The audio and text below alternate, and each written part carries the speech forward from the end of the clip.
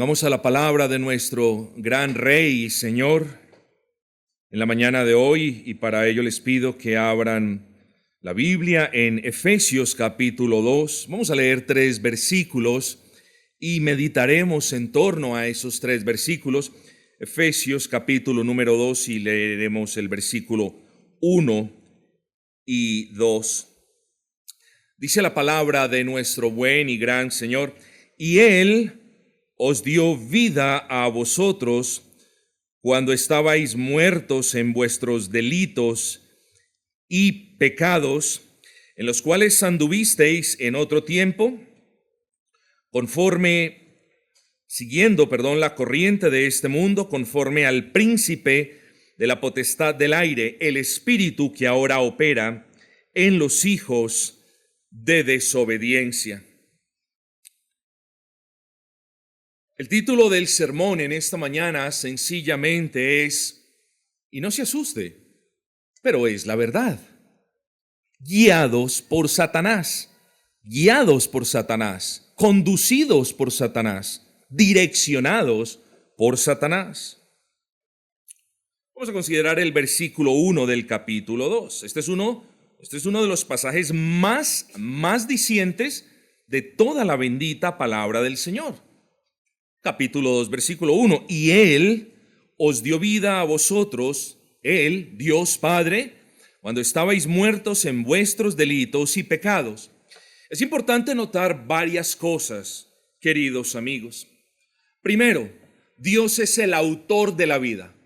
No hay vida ni en una cosa, ni en una persona. Solamente hay vida en Dios. Las personas que buscan vida en otros métodos científicos, métodos de relajación, cualquier otro tipo de cosa, pierden su tiempo, se engañan a sí mismos.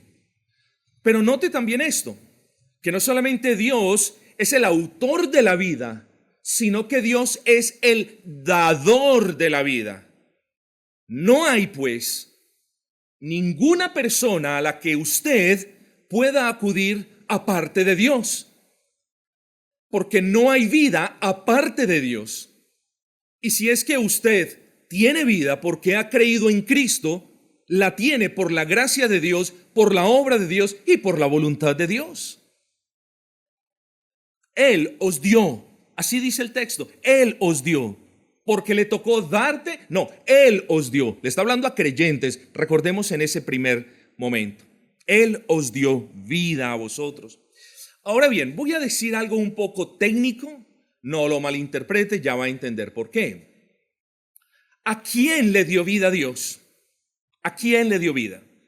¿Le dio vida Dios a aquellos a los que Él vio desde antes de la fundación del universo que iban a responder el llamado del Evangelio? No, Dios le dio vida a los elegidos.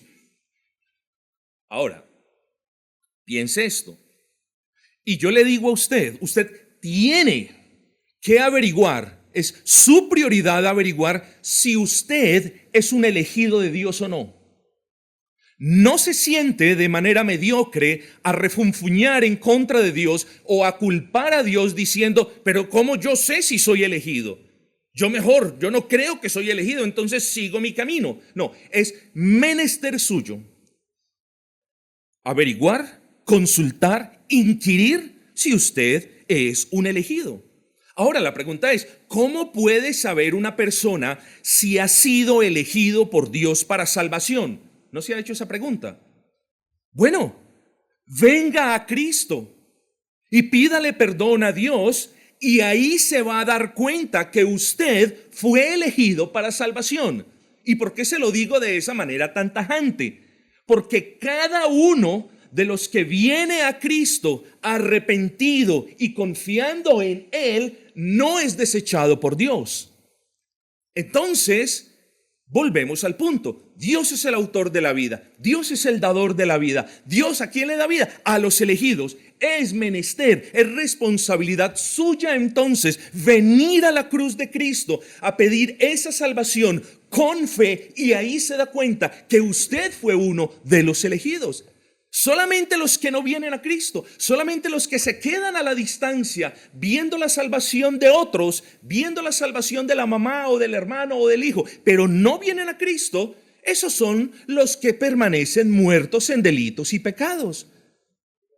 Entonces solamente pueden venir a Cristo aquellos en quienes Dios haya obrado vida. Y es muy importante y ya van a entender por qué. Pero este pasaje, mis amados, nos habla de creyentes, de personas que hoy o que en ese entonces tenían vida, pero que una vez estuvieron muertos. Miren lo que dice el texto. Y Él os dio vida a vosotros cuando estabais muertos. ¿Cuál era la causa de esa muerte? Bueno, los delitos y los pecados en los que ellos vivían. Esa es la causa de muerte. Y esa es la razón por la que quizás hay algunos entre ustedes que aún están muertos. ¿Por qué? Porque aman esos delitos, se revuelcan en esos pecados, prefieren la inmundicia de esos delitos y de esos pecados que venir a Cristo, a ser perdonados por Cristo, a que su culpa sea removida por su sangre, a que sus vestiduras sean cambiadas por su gracia, a que sean adoptados a la familia de Dios, a que entren en la casa de Dios que es la iglesia. Muchos prefieren el pecado, aman las mentiras, todas estas cuestiones. Y es importante porque si bien los hermanos de la iglesia en la ciudad de Éfeso fueron así, ahora no lo son. Dios había obrado en ellos de una manera poderosa. Eran personas más depravadas que usted, más orgullosas que usted, quizás más ladronas que usted, más fornicarias que usted. Pero Dios obró en ellos. ¿Cuándo? Cuando ellos estaban muertos. Y yo creo que aquí hay una gran esperanza para todos aquellos que no han venido a Cristo. Ustedes están vivos. Yo aquí no veo cadáveres. Ustedes pueden escuchar, están vivos físicamente, pero quizás están muertos en el sentido en el que nos lo implica el texto. Así que miremos eso. Ellos alguna vez estaban muertos, pero el dador de la vida, el autor de la vida, les concedió vida. Ahora, hay algo que aclarar aquí, mis amados. Cuando la Escritura nos habla de que estaban muertos, este versículo no hace referencia a personas cuyo estado espiritual los convierte en excusables. Es decir, nadie puede venir a este versículo y decir, bueno, como la palabra de Dios dice que yo estaba muerto y al muerto ya no se le puede inculpar de nada, al muerto no se le puede echar ya ninguna culpa porque está muerto, entonces a mí nadie me puede inculpar de no venir a Cristo. Hay muchos que argumentan eso. Hay muchos que dicen, bueno, si yo estoy muerto en mis delitos y pecados, pues es culpa de Dios. No, cada uno de ustedes es responsable de escuchar el Evangelio, de creer el Evangelio, de abrazar las promesas del Evangelio o de rechazar el Evangelio y asumir las consecuencias.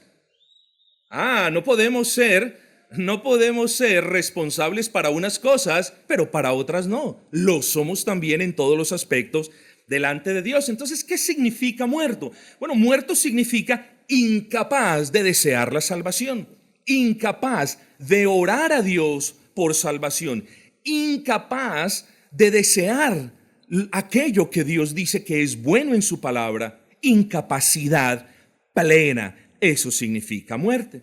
Entonces, miren la gran verdad, queridos amigos. Dice el apóstol Pablo, y Él os dio vida a vosotros, hermanos, en la provincia, en la ciudad de Éfeso, cuando vosotros estabais muertos, cuando no había esperanza para vosotros. Y ese es el bendito evangelio también. Cuando no había esperanza ni para mí, ni para ti, Dios obró. Y yo quiero que ahora mires, porque muchos de los desesperanzados se tienden la soga al cuello sin tan siquiera considerar los argumentos del evangelio, sin mirar las promesas del evangelio, la envergadura de las promesas del evangelio, la hermosura de las bendiciones del evangelio. No, si hoy estás desesperanzado, hay una gran bendición para aquellos que abrazan en el evangelio. Entonces, sobra decir que todos los seres humanos nacen muertos espiritualmente. No, yo nací en una casa cristiana. No, todos nacen muertos, todos nacen en pecado, todos nacen separados de Dios, todos nacen sin el favor de Dios, sin las bendiciones de Cristo. Todos nacen, por muy tiernos que el niño le parezca, por muy hermosa que la bebecita le parezca, todos nacen completamente privados de cualquier habilidad espiritual para hacer lo bueno. Entonces, todos necesitan el Evangelio. No hay persona que no necesite el Evangelio. Considérese pues como beneficiado de Dios, si así me puedo expresar, porque hoy está escuchando ese Evangelio.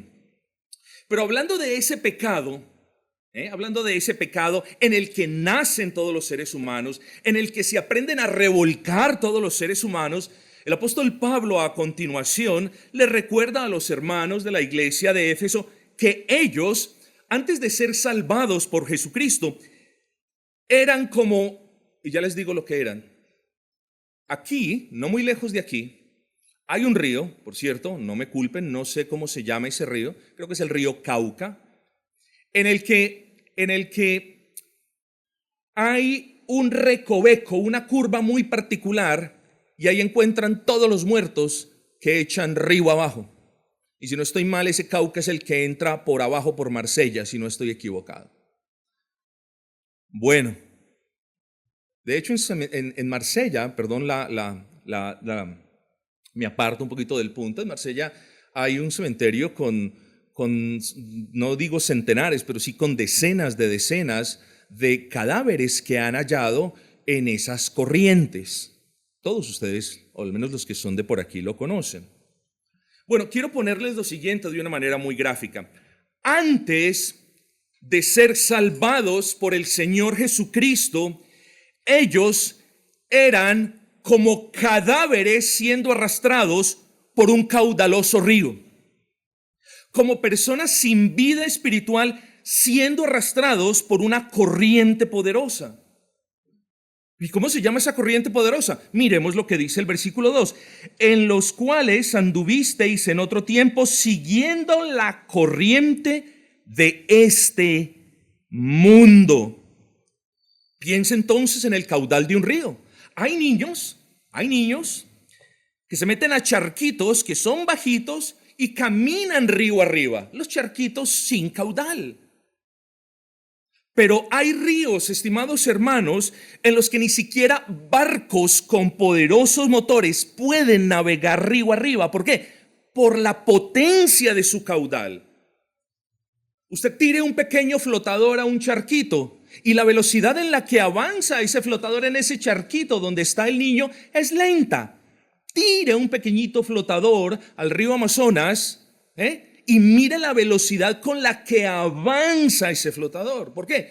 Por la potencia de su caudal, por los miles de toneladas cúbicas de agua que ejerce cada momento en determinada área.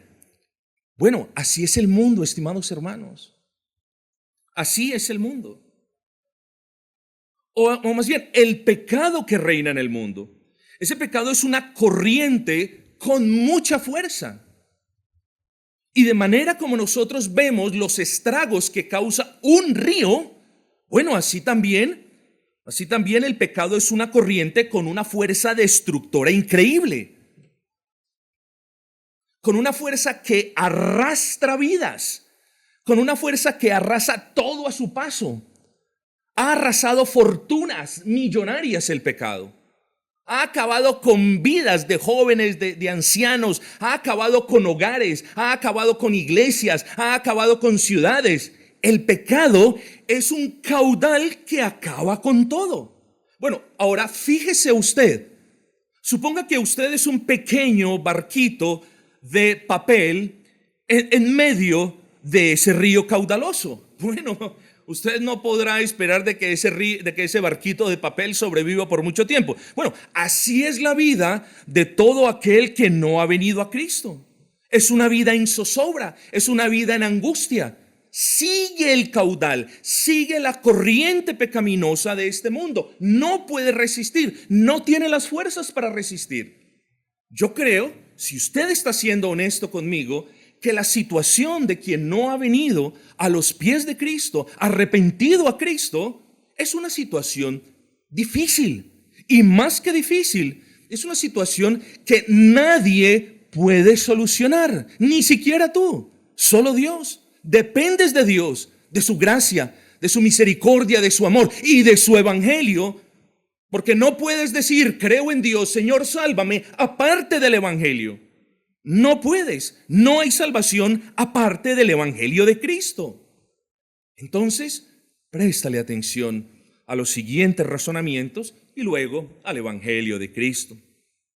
Pero antes tenga cuidado porque si usted hoy escucha el evangelio y persiste en no creer en el evangelio, esa corriente no solamente arrastrará su vida, sino que la alejará más y más del puerto salvación, del puerto de la esperanza, del puerto cuyo comandante es Cristo, del único en el que hay esperanza. Así que es menester resolver esa situación. Continuamos leyendo el versículo 2. Entonces dice, en esos pecados anduvisteis en otro tiempo, siguiendo la corriente de este mundo. Bueno, piensa en el nacimiento de los ríos. Son humedales cuyas aguas se van reuniendo y van formando poco a poco pequeños cauces. Bueno, así son las ideas de este mundo. Escúcheme esto. Así son las ideas de este mundo que comienzan a influenciar a la persona, lo comienzan a influenciar poco a poco, pero que terminan convirtiéndose en poderosas corrientes que los arrastran más y más lejos de Dios. Hay muchas corrientes y solamente le voy a mencionar tres, solamente por mencionárselas. Está la corriente del ateísmo, esa fuerza que va llevando a las personas más y más a negar la existencia de Dios. Está la corriente del humanismo, tan popular en estos días, esa fuerza que lleva a las personas más y más a exaltar al hombre. Es apenas evidente. El humanismo y el ateísmo están relacionadas. El ateísmo niega a Dios, entonces tiene que poner un Dios encima de Dios. Y ese Dios es el hombre. Ese es el humanismo, la exaltación del hombre por encima de todo. Y luego tenemos el materialismo, que es otra corriente poderosísima que arrasa con todo. Entonces, mis amados hermanos, pensemos en esto. Y otra buena manera de pensar en la expresión siguiendo la corriente de este mundo es esta. Esa expresión proyecta la idea de alguien que no se resiste a la corriente. Noten esto, ya hablamos del barquito de papel y del inconverso como un barco de papel en medio de un río caudaloso, con mucha corriente. Pero esta expresión, siguiendo la corriente de este mundo, me da o proyecta la idea de que el que se está ahogando intenta, pero no puede. El punto es este, hermanos, el que sigue la corriente de este mundo últimamente no la está resistiendo. Y quiero que vean eso. No es, ay, la corriente de este mundo me tiene atrapado, ya no puedo hacer nada. No, el texto va más allá y nos dice, siguiendo la corriente de este mundo. Si bien lo que hemos argumentado hasta ahora nos da la idea de que esa corriente arrastra todo, que eso es lo que hemos dicho, también el texto lo tenemos que interpretar a la luz de lo que nos dice primariamente, y es que las personas siguen voluntariamente la corriente de ese mundo. Entonces mire que ni usted ni nadie es excusable delante de Dios. No es que, Señor, yo me ahogué en el día del juicio. No es que yo me ahogué en la corriente de ese mundo porque es que, Señor, no fui elegido por ti. No es excusable. Señor, es que yo me ahogué en la corriente de ese mundo porque imagínate era muy caudalosa. No es excusable. El texto, hermanos, nos muestra una persona que sigue la corriente de ese mundo. Es muy curioso porque los que siguen las corrientes de este mundo les gustan las corrientes de este mundo, pero hay algo cierto. No les gustará la consecuencia o el desemboque de ese mundo. Pero regresemos al punto, hermanos. Cuando usted piensa en la manera como el incrédulo sigue la corriente de ese mundo o de este mundo, de hecho el incrédulo no se resiste a la corriente. No solamente porque no puede, sino porque en realidad no quiere. Pero note usted que el incrédulo no quiere resistirse a esa corriente mundana que lo va a llevar a la ruina y a la muerte, pero sí se resiste a la predicación del evangelio. Sí se resiste a todo lo bueno que Dios hable para salvación de su alma. Eso es una locura. ¿Cómo una persona no se resiste a lo malo, pero sí se resiste a lo bueno? Bueno, así son los que no han creído en Cristo. Y es una situación bastante compleja, bastante diciente. El incrédulo no se resiste a lo malo, sino que se resiste a lo bueno. Y he aquí tenemos el gran pecado del incrédulo. El gran pecado del incrédulo no es ni la mentira, ni la fornicación, ni el adulterio, ni el robo, ni violar el día del Señor, ni codiciar los bienes ajenos, ni matar, ni ser idólatra. ¿Sabía eso? El gran pecado del incrédulo es resistirse a creer el evangelio como poder de Dios para salvación. Ese es el gran pecado del incrédulo. Muchos dicen, ese es el pecado imperdonable. Pero bueno, no vamos a entrar en eso. Hermanos, el texto dice, en los cuales anduvisteis en otro tiempo. En esos pecados anduvisteis en otro tiempo. Note usted que el apóstol habla no de una comisión esporádica del pecado. El apóstol no habla de que, es que usted pecó de cuando en cuando. No, el apóstol habla de anduvisteis.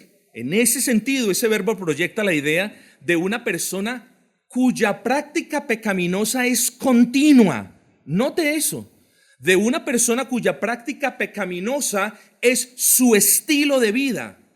De una persona que emplea gran tiempo del día pensando en el pecado, o para ocultar el pecado, o para cometer el pecado, o para excusarse del pecado, pero es una persona que vive, piensa, habla y obra en función del pecado. Y Pablo les dice, en otro tiempo vosotros andabas ocupados en el pecado. El pecado era vuestro empleador. Un empleador que no retribuía de manera justa, un empleador que esclavizaba, pero ese era vuestro empleador. Estabais ocupados en él, pensando en él, deseándolo a él. Pero dice, pero estuvisteis en otro tiempo. Hermanos, y aquí hay una cosa, y amigos, aquí hay una cosa muy importante, porque esto nos habla de conversión. Pero ¿dónde puedo encontrar aquí conversión? Sí, hermanos, la conversión de un creyente. Hay muchas personas que no han podido comprender esto. La conversión de un creyente, o más bien, el creyente no tiene la certeza de su conversión por medio de una voz que escuche, o por medio de un sueño que sueñe, o por medio de una profecía que se dé, o por medio de una visión o de cualquiera de estas cosas. No, hermanos, cuando en el creyente ha habido un antes y un claro después, entonces se puede inquirir al respecto de la salvación, se puede mirar que es muy probable que el Señor haya obrado. Y eso es lo que dice el apóstol. El apóstol, hermanos, el apóstol ya les ha hablado de cómo ellos son después de la conversión. Les ha dicho de su identidad en Cristo. Les ha hablado, capítulo 1, de sus riquezas en Cristo. Les ha hablado de su futuro en Cristo. Les ha hablado del sello con el Espíritu Santo. Y ahora les está diciendo, ustedes antes de eso estaban siendo esclavos del pecado, arrastrados por la corriente pecaminosa de este mundo. Es decir, hubo un cambio propiciado no por el hombre, no por nada que el hombre hiciere, no por nada que el hombre ofrendare, un cambio propiciado por Dios, un cambio que propició, que partió, dividió la vida del ser humano en dos: antes del evangelio, antes de Cristo, y después del evangelio de Cristo. Antes lo hemos acabado de ver. Y después lo vimos en el capítulo 1. El texto, no obstante, nos habla de otro asunto más fuerte. Solo que antes quiero hablar de esto. Quiero que piense lo mucho que a usted le gusta ser autónomo. A mí, particularmente, aprecio el consejo, pero no me gusta que otra persona tome decisiones por mí. A usted tampoco. A usted le gusta ser autónomo, tomar decisiones propias, escoger sus opciones. Quizás entre ustedes exista un hogar en el que al esposo no le gusta que la esposa le compre camisas de ciertos colores porque desatina con los colores. Entonces se le dice a la esposa: amor, mejor vamos juntos y yo escojo. Gracias por el regalo, por el detalle, pero yo escojo. Luego, hermanos, como nos gusta tomar decisiones, como nos gusta escoger dentro de opciones, es una ofensa que a un ser humano lo llaman títere o marioneta. Porque al llamar a un ser humano títere o marioneta, lo que están diciendo es que esa persona no tiene voluntad propia. Es como un pelele que es manejado por una persona que lo mueve aquí con las tiras. Esa es la idea. Préstele atención a esto. En cierta manera, lo que Pablo está diciendo es que los que no han venido a Cristo, lo que en cierta manera Pablo está diciendo es que los no creyentes son un títere, son una marioneta. ¿De quién? De Satanás. Por eso nuestro título es Guiados por Satanás. ¿Y cuál es el garante bíblico? Bueno, préstele atención, versículo 2. En los cuales, hablando de pecado, en esos pecados anduvisteis en otro tiempo, siguiendo la corriente de este mundo. ¿Cómo? ¿Cómo seguía yo la corriente de este mundo? Dice, conforme al príncipe de la potestad del aire, el espíritu que ahora opera en los hijos de desobediencia. Así es llamado de Satanás, el príncipe de la potestad del aire. Pero no porque él tenga el poder sobre los vientos, o sobre las tormentas, o sobre el clima, sino porque él es el príncipe de legiones, de demonios, espíritus malignos, que aún no han sido condenados, que aún flotan, residen en el aire, que deambulan por el aire, esperando ser depositados junto con Satanás y junto con todos aquellos que se resisten a creer en el Evangelio en el lago de fuego preparado para Satanás, como dice su palabra. Este príncipe de la potestad del aire, en unas regiones del África le dicen Pazuzu, este príncipe de la potestad del aire es Satanás. ¿Y qué es lo que dice el apóstol Pablo? Que los no creyentes seguían las corrientes de ese mundo guiados por el príncipe de la potestad del aire, guiados por Satanás. Entonces, siendo usted una persona responsable, debe entender que usted, siendo responsable delante de Dios, se ha sujetado de manera voluntaria para que Satanás le indique por qué camino ir. ¿No es eso algo increíble? Que proclamando el Evangelio usted prefiera ser influenciado por Satanás que abrazar las promesas de Cristo, de salvación y perdón de pecados y vida eterna. ¿No es algo increíble que usted se sumerja en las aguas llenas de corriente de un río que le van a llevar hasta la perdición? En vez de levantar sus manos y clamar al cielo y pedir al Señor que le socorra y que lo saque de esas corrientes y que rompa las cuerdas por las que Satanás los influencia. Mis amados, ¿quién quiere más de lo que se predica hoy? ¿Quién necesita más que el Evangelio? No, ustedes necesitan el Evangelio. Y ese es el Evangelio que esperamos predicar. No piense entonces que Satanás es el espíritu maligno que posee a todos los incrédulos. Satanás no puede poseer a todos los incrédulos porque Satanás no es omnipresente. Lo que Satanás sí puede hacer, hasta la medida en la que Dios se lo permita, es influenciar tremendamente a todos los incrédulos, susurrar a sus oídos. Y mientras están siendo arrastrados por las corrientes pecaminosas de este mundo, Él les dice, van bien, no pasa nada, ya todo va a terminar, no se preocupe. Oh, mis amados hermanos, los hermanos de la iglesia en la ciudad de Éfeso eran influenciados por Satanás antes de confiar en Cristo. Ese Satanás cegaba su entendimiento, influenciaba al hombre, le mostraba las cosas buenas como malas, le hacía creer que las cosas buenas eran deleitosas. Cuando pensaba el hombre que estaba a punto de caer en pecado acerca de las consecuencias de ese pecado, llegaba el susurro de Satanás, el razonamiento satánico y le decía, no pasa nada.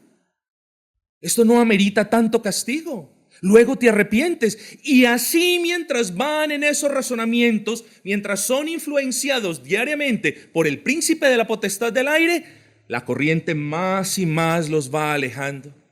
Oh, mis amados, ¿dónde estás tú en este momento? ¿Dónde estás tú? ¿Cuán lejos del puerto salvación estás tú? ¿Cuán lejos del puerto llamado Buena Esperanza estás tú? No importa cuán lejos. Hoy se proclama el Evangelio. Y hoy mismo, sin dar nada, sin hacer nada, hoy mismo, Dios te puede salvar. Así que me dirijo particularmente a ustedes, incluso a los niños que no han confiado en Cristo, a los ancianos que creen que ya no están para confiar para Cristo. Me dirijo a aquellos jóvenes que se resisten a venir a Cristo. Si usted no ha creído al Evangelio y no ha abrazado a Cristo y no ha venido a los pies de su cruz, usted está bajo la influencia satánica. Ojo con eso, porque mi propósito no es que usted tenga miedo o que diga, no, es que el pastor es muy sensacionalista. Oh, no. Martín Lutero lo dijo en alguna ocasión.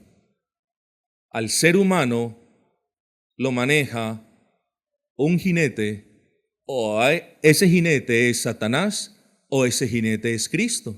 Lo mismo, a un ser humano solamente lo pueden influenciar dos corrientes: la corriente de este mundo que se lo lleva y lo arrasa, y el bendito evangelio que lo trae de regreso y le da vida y paz y salvación. Entonces, los que no han creído en Cristo están bajo esa influencia demoníaca. Es así como el apóstol Pablo les dice: si ahora bien andáis tras las huellas de Cristo, recuerden de dónde Dios los sacó. Él los sacó de las corrientes de este mundo. Ese es todo el sentido de este pequeño pasaje. Pablo les recuerda a los hermanos de la iglesia de Éfeso que Dios los sacó, los liberó de las corrientes de este mundo, de que Él cortó las cuerdas por las que Satanás ejercía influencia sobre ellos. De hecho, Pablo les dice que antes de su conversión, miren lo que nos dice el final del versículo 2, que antes de su conversión ellos eran hijos de desobediencia. Ahora en nuestro texto de Juan, el Señor les llamó hijos de vuestro padre el diablo. Entonces note que o somos hijos de Dios por adopción, y solamente podemos ser adoptados cuando hemos sido justificados, y solamente podemos ser justificados cuando creemos en Cristo. O somos esos, o continuamos siendo hijos del diablo, obedientes al diablo, influenciados por el diablo, guiados por el diablo. Usted no puede ser lo uno y lo otro. O es lo uno o es lo otro, para que lo tengamos en claro. Entonces, ¿cómo es que ahora ellos, habiendo antes sido guiados e influenciados por Satanás, cómo es que a ellos, ahora, habiendo sido antes hijos de desobediencia, cómo fue que ellos terminaron sellados con el Espíritu Santo? Quiero que me respondan, ¿qué les tocó hacer? ¿Qué les tocó decir? ¿Qué les tocó dar a cambio? ¿A quién les tocó sobornar? No, esto no es la justicia colombiana, mis hermanos. Estamos hablando del Dios vivo. ¿Cómo es que ellos ahora, habiendo sido antes arrastrados por las corrientes de este mundo, cómo es que ahora ellos estaban gozosos en el puerto salvación? ¿Cómo pasó eso? Bueno, mis hermanos, un día un señor se detuvo allí en la ciudad de Éfeso. Ese señor se llamaba Pablo y predicó el evangelio por 3 años durante su segundo viaje misionero. La pregunta es, ¿qué tiene que ver ese señor con el cambio en la vida de los efesios? ¿Qué tiene que ver ese señor con la salvación de los efesios? nada, en realidad. El Señor nada tiene que ver con ese cambio, pero el mensaje que predicó ese Señor, es decir, el evangelio que predicó Pablo tiene que ver todo, porque ese mensaje es poderoso para salvar a cualquier pecador. No importa cuántos años haya sido influenciado por el príncipe de la potestad del aire, y tampoco importa cuánto haya vivido alejado de Dios por las corrientes de este mundo. Ese evangelio fue el medio usado por Dios para darle vida a Lidia cuando Lidia estaba muerta en sus delitos y pecados. Y ese evangelio fue el mismo mensaje para darle vida a los hermanos de Éfeso cuando ellos también estaban muertos en sus delitos y pecados. Y gracias a Dios, ese evangelio es el que hoy tiene poder para salvar a quienes, yendo por las corrientes de este mundo, a quienes muertos en sus delitos y pecados, invoquen el nombre del Salvador en fe. Ese es el mensaje de esperanza. Usted está en un río caudaloso. Leía hace poco una novela muy conocida, y algunos que navegaban por el peligroso río Yarí, luego de pasar unos rápidos, muchas de esas personas caían de sus pequeños botecitos, y otros se apuraban por la orilla para más adelante tirarle unos flotadores para que ellos se pudieran hacer de estos y ser rescatados. De otra manera perecían, se ahogaban. Siendo conscientes de que algunos aquí están siendo arrastrados por las corrientes de ese mundo, yo le hago una pregunta: ¿usted desecharía ese flotador que le va a garantizar la vida? Bueno, esto es lo increíble, que si usted está en el río, usted se hace matar por coger ese flotador. Pero aquí, cuando yo le predico el evangelio, más de uno ha desechado ese evangelio, esa única esperanza de vida. Y piense si usted va a hacer lo mismo hoy, pero piénselo bien, porque siempre se dice, hoy puede ser la última oportunidad. Piense. Y yo ruego a Dios, amigos, para que hoy Dios le abra sus ojos para ver su pecado. Porque si usted no ve su pecado, no va a haber la necesidad de que esos pecados sean perdonados. Y si usted no ve su pecado, usted no puede dimensionar las consecuencias de ese pecado. Hoy yo le pido a Dios, y otros hermanos aquí estamos pidiendo a Dios, para que usted pueda ver su estado de condenación. No solamente que usted diga, bueno, sí, algún día me pongo a cuentas con Dios, sino para que aquí y ahora, si el Espíritu Santo está obrando, usted sienta que está bajo la ira de Dios. Pero también ojos para que vea a Cristo. Porque el evangelio no es solamente crea allí y todo va a estar bien. El evangelio es un llamado que Dios le hace a todos los hombres, solamente que muchos lo rechazan, para que vengan a Cristo, creyendo en Cristo y en Él y solo en Él, como el único nombre que Dios le ha dado a toda la raza humana, para que cualquier persona entre la raza humana crea y sea liberada de esa corriente y sea liberada de las influencias de Satanás. Pidámosle al Señor que hoy le dé la capacidad de escuchar a los sordos la verdad acerca de ellos. No nos gusta que nos digan la verdad. Incluso cuando somos muy cuidadosos, educados, sabios y prudentes diciendo la verdad, en ocasiones la verdad molesta. Debemos ser humildes cuando nos digan la verdad, pero en ocasiones molesta, y por eso tanto el que la dice como el que la oye debe ser paciente. Pero usted tiene que saber hoy una verdad acerca de usted: que usted no es bueno, que usted no es justo, porque dice la Escritura, no hay ni uno bueno, no hay ni uno justo en méritos propios. Si alguien es justo, lo ha sido por la imputación de los méritos de Cristo. Pero usted tiene que saber, bájese de esa nube. Usted no es buena, usted no es justa, usted no es obediente, usted es necesitado, usted es un violador de la ley de Dios. Y la única esperanza es el evangelio, y usted tiene que escuchar esto. Tiene que escuchar esto, que solamente Dios estableció a Cristo como el único camino hacia Él.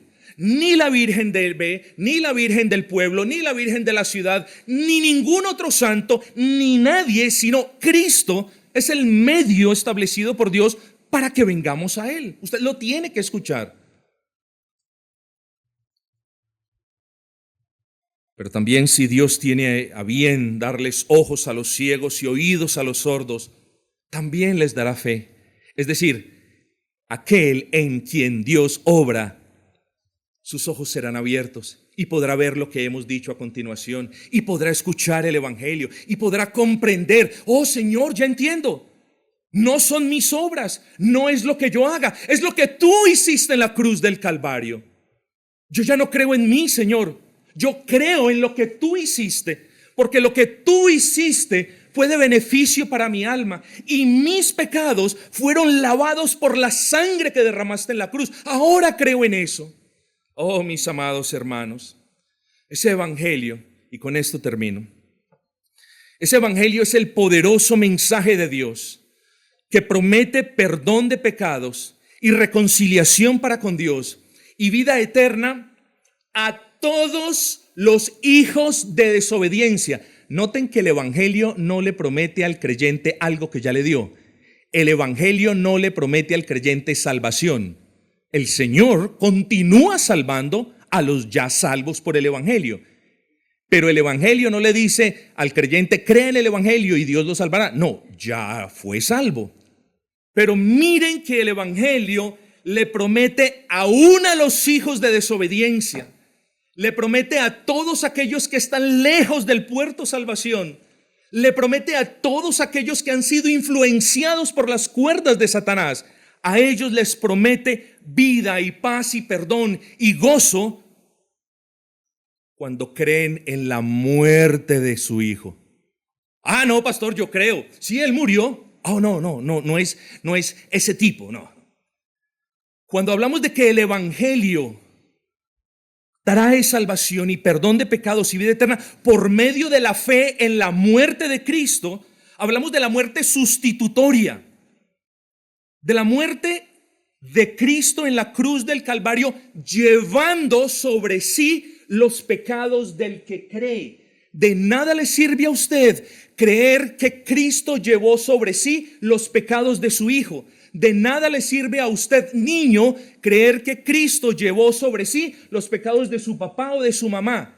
El que se acerca para pedir salvación debe creer que Cristo murió por él. Que Cristo derramó su sangre por sus pecados y que últimamente Cristo murió para que usted tenga vida. Pero Dios en ese evangelio, hermanos, hasta aquí he predicado un tercio del evangelio, diría yo. Porque el evangelio no solamente es Dios prometiendo perdonar pecados hasta los que hoy fueron arrastrados por las corrientes de este mundo. No. De nada sirve que sus pecados sean perdonados, porque eso no le va a dar entrada al cielo. Se lo vuelvo y se lo repito.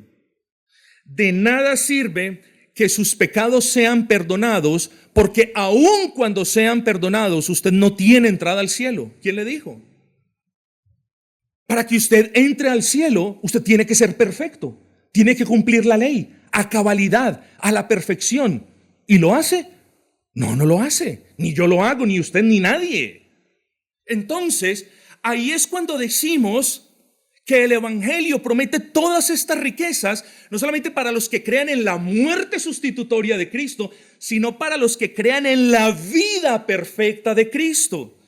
Porque solo es mediante la fe en la vida perfecta de Cristo que Dios nos ve como si nunca hubiésemos pecado. Es decir, todos los méritos de la obediencia perfecta del Señor Jesucristo, cuando usted se acerca a la cruz, son imputados, consignados, le son regalados a usted por gracia.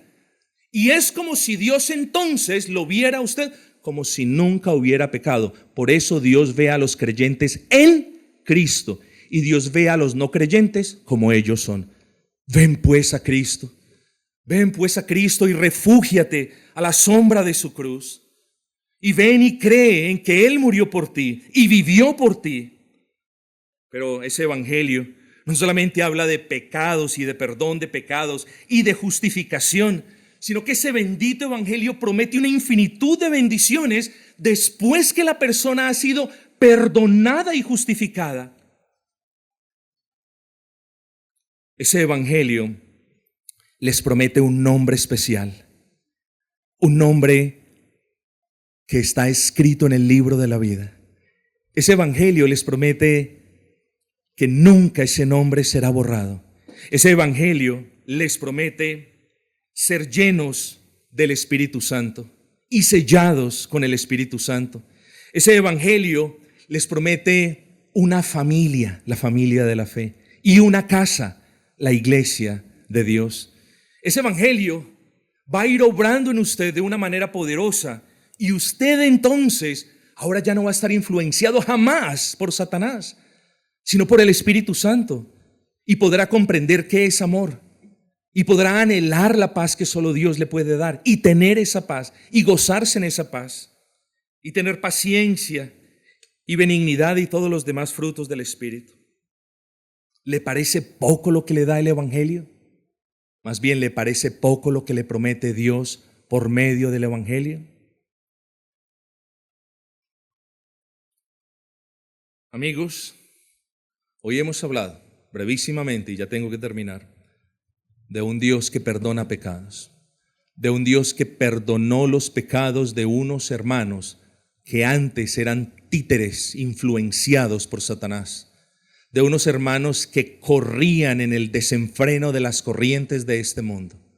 A ellos los salvó, los perdonó, los lavó, les quitó la culpa, los reconcilió con sí mismo, los justificó, los adoptó en su familia. Ellos ahora van rumbo al cielo. El camino del mundo es un camino de tinieblas y todos sabemos su fin. El fin del no creyente es el fin que Dios tiene preparado para Satanás y sus ángeles, como lo dijo Cristo. Hoy usted escuchó el evangelio y yo tengo para decirle: nadie, nunca, jamás, ni aquí, ni en la China, ni en la Cochinchina, le va a poder ofrecer a usted algo mejor para su alma.